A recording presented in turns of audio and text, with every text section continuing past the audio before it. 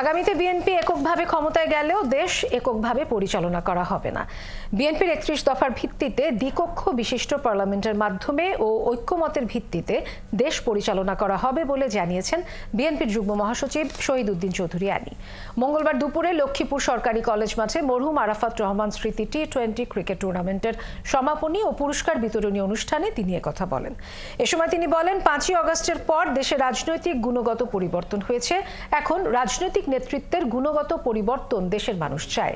বিএনপির মতো মডারেট দল যদি এটি দিতে না পারে, আর কেউ পারবে না। লক্ষ্মীপুর কলেজ রোড ক্রীড়া সংঘের উদ্যোগে এই টুর্নামেন্টের আয়োজন করা হয়। এতে ৩০টি দল খেলায় অংশ নেয়। পরে বিজয়ীদের মাঝে পুরস্কার তুলে দেন অতিথিরা।